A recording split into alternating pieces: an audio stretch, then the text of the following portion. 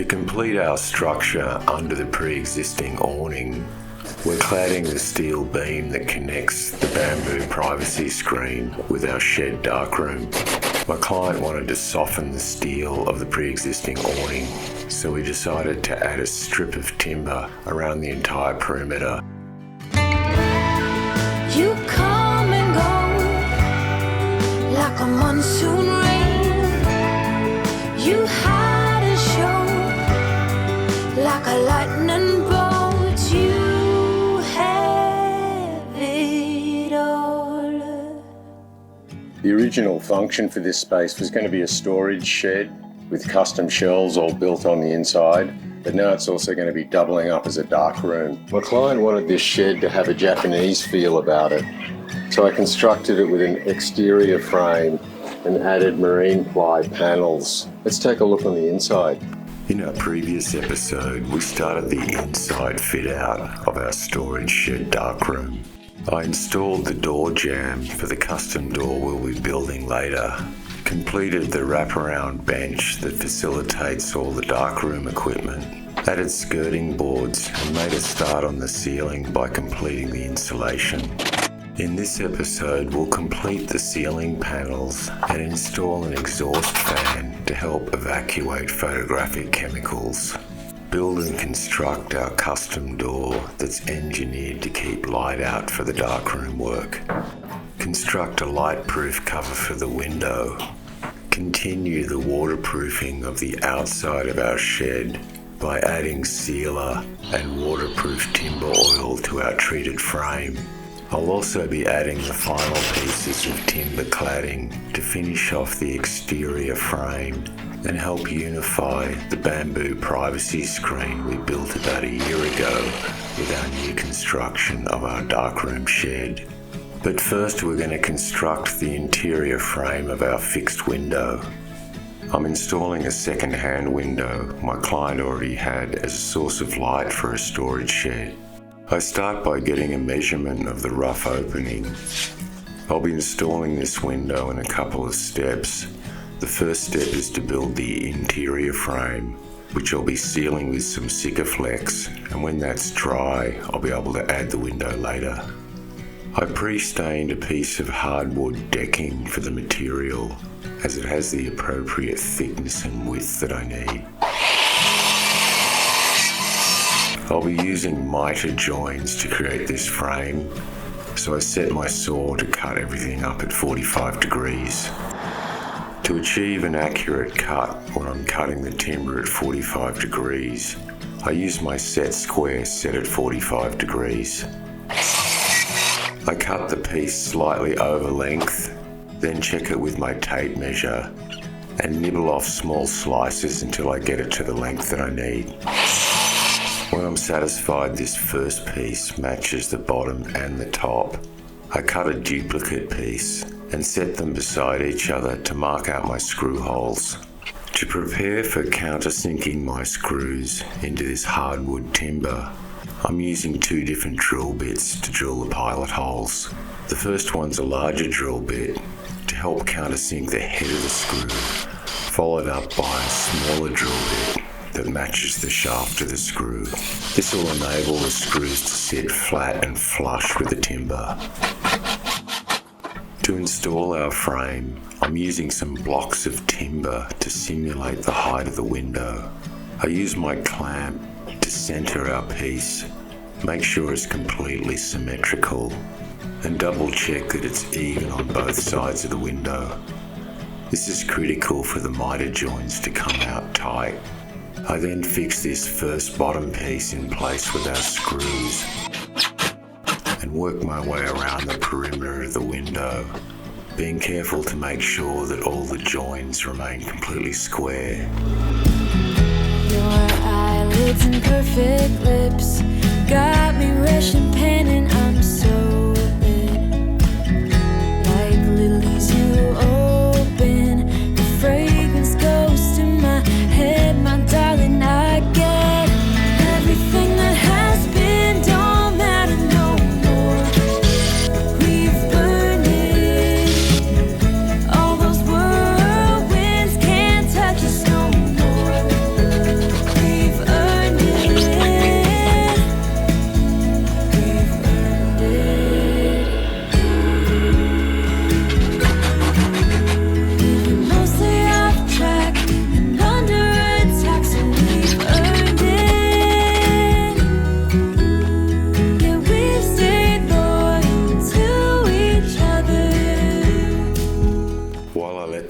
Isoflex set up that'll be waterproofing our window frame, I move on to completing the ceiling. The electrician has run all his wires through our ceiling, so I'm just going to thread one of the wires through the beam so the light can be installed to it later. By drilling 2 holes in the beam, I'm creating a tension loop, so the electric cable will be really secure. I can now install the final ceiling panels. I've drilled a small hole in this ceiling panel so the light cable can thread through and everything will sit flush. The last ceiling panel we're installing contains the exhaust fan. This is to help ventilate the photographic chemicals when it's being used as a darkroom.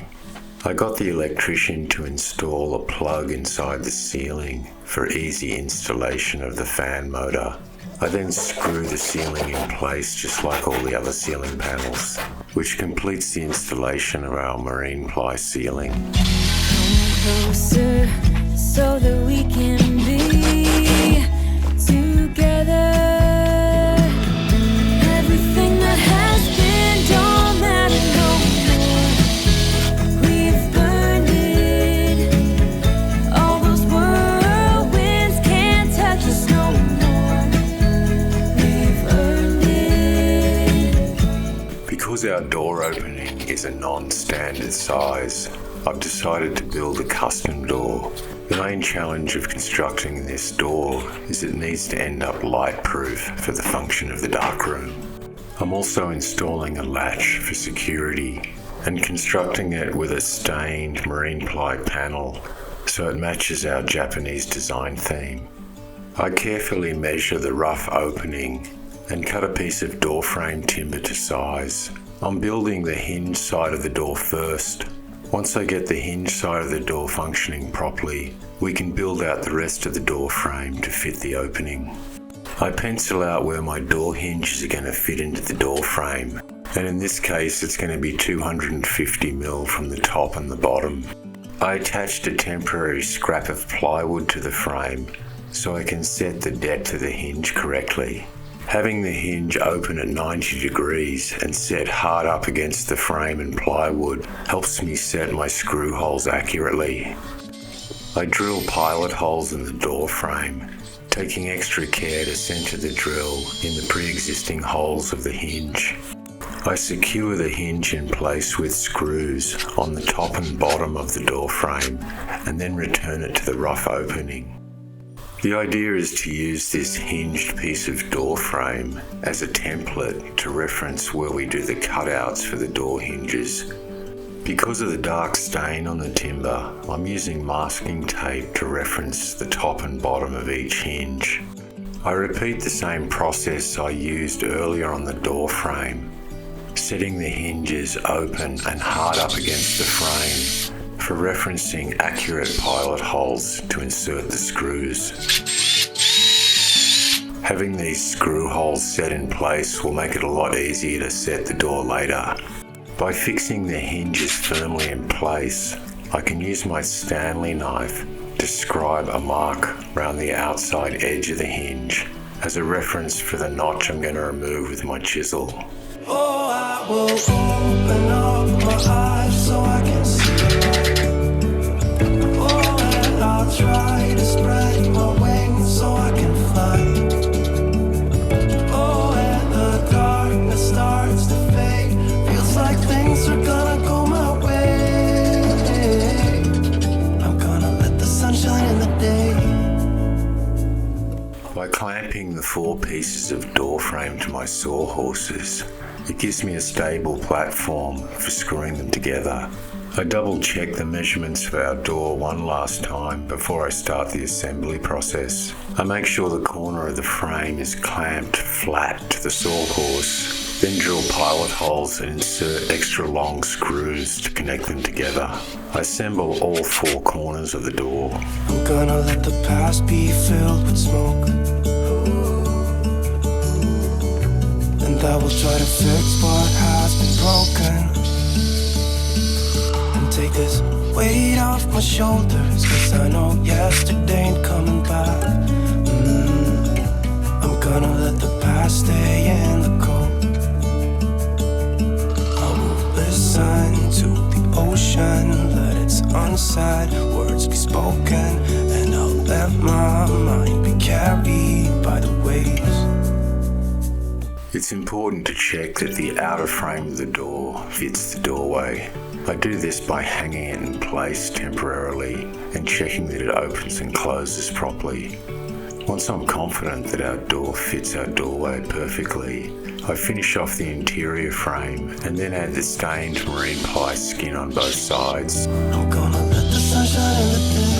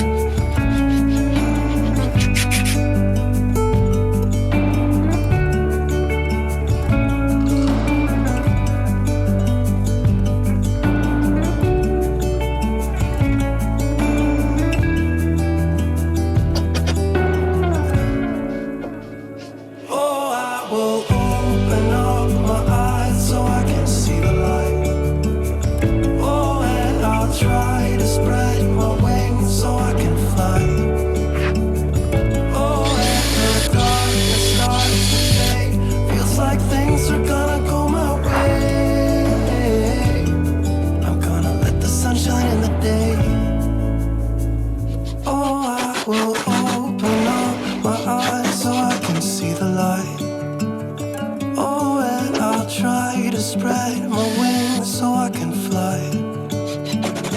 Oh, and the darkness starts to fade. Feels like things are gonna go my way. I'm gonna let the sunshine in the day. With our door complete, I hang it in the frame and test that it's functioning properly. I'm now ready to install the door jamb that'll add the weatherproofing and keep the light out for darkroom work. I test fit a piece of 10 by 10 quad material, starting at the bottom of the door.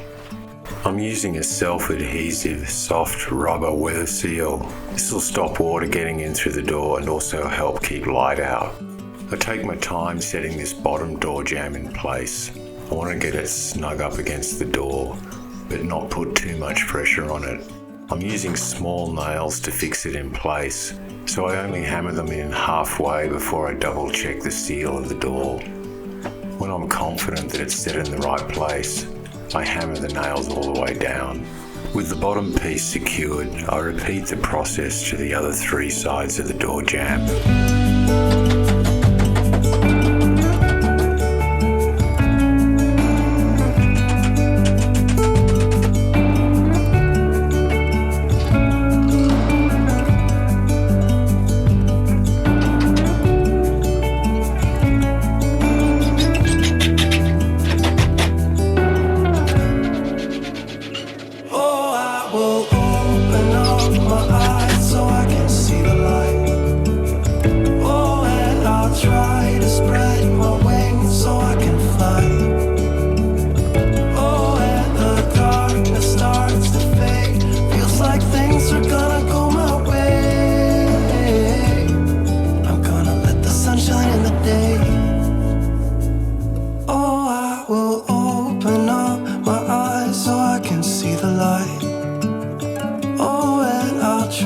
Spread my wings so I can fly. There's a small gap between the wood and the concrete on the bottom door sill. I want to add a bead of Sikaflex to help the waterproofing. I'm using silver tape on the concrete and blue masking tape on the timber to get a nice edge on our bead. When you're trying to achieve a water seal between 2 different materials, it's important to put some kind of flexible sealer between them. I added a stainless steel handle and latch to complete our door installation. And we can see here how the weather stripping helps block the light out when the door's closed. We also had to come up with a way of blocking the light through the window. I constructed a plywood framed panel that fits over the window tightly. It needed to be light as possible so my client could lift it on and off the window as she needed. So I used the thinnest plywood I could get and very light framing. We also added a floating shelf for extra storage, built out of the scraps of the wall material. We wanted to add a window so UV light could get in and help mitigate against mold. My client happened to have an old second-hand window in storage, so we used that. The rough window opening in our wall was custom built to the window we're going to be installing. I'll be using quarter round timber to hold the window in place like a window frame. I have pieces of scrap timber and packers to simulate the thickness of the window we'll be installing. This way I can tack the exterior frame into the correct position for easy installation later on. I'm using small finishing nails and only hammering them halfway in. I repeat this process for all 4 sides of our window frame. I have seen many places where the beauty never ends.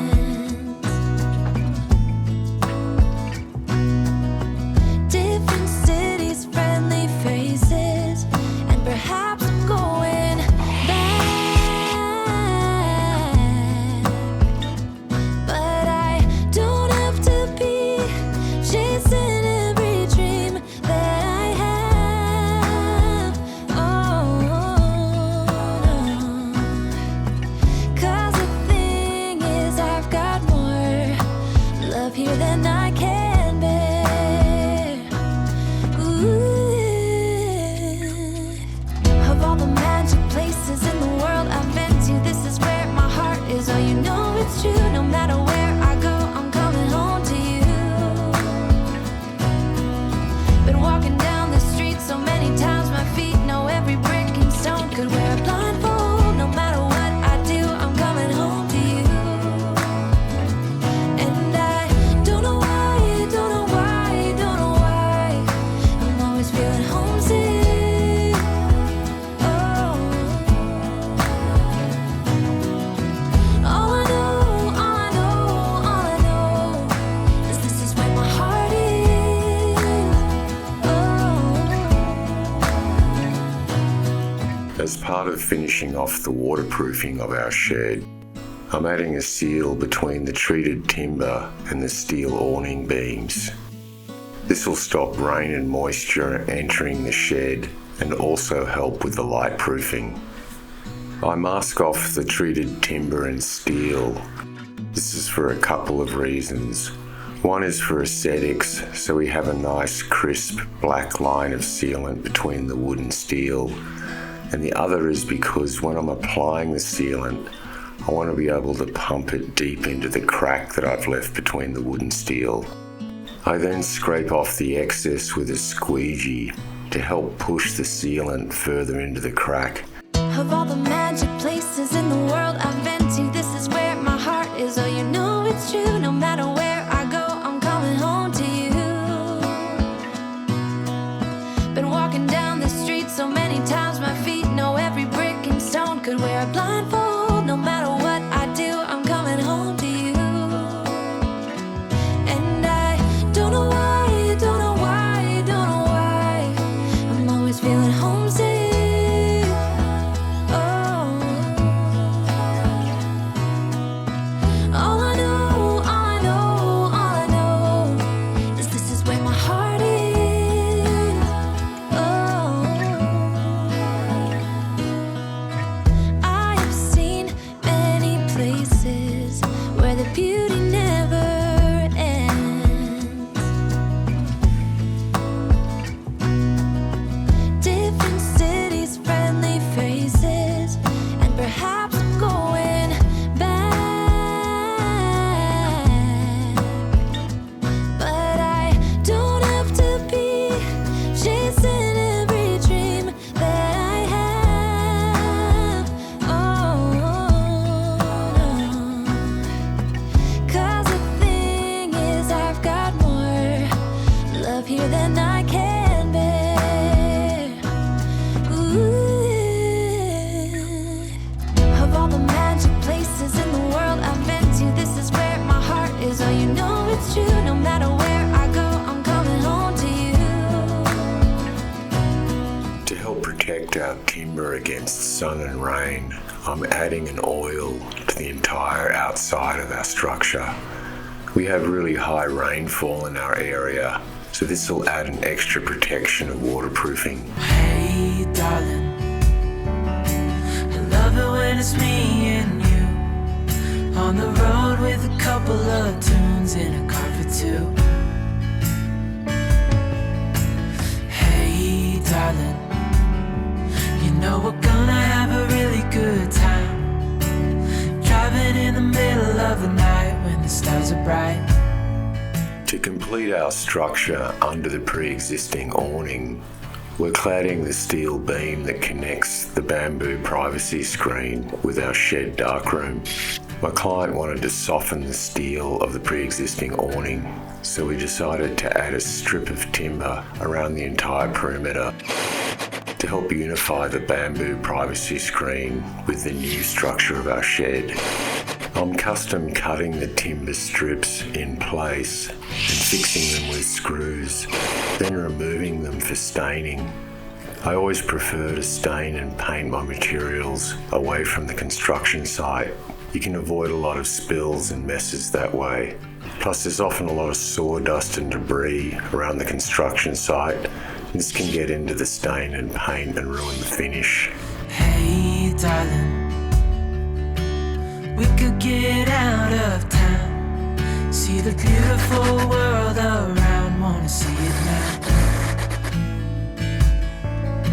Pack our bags and get in that car,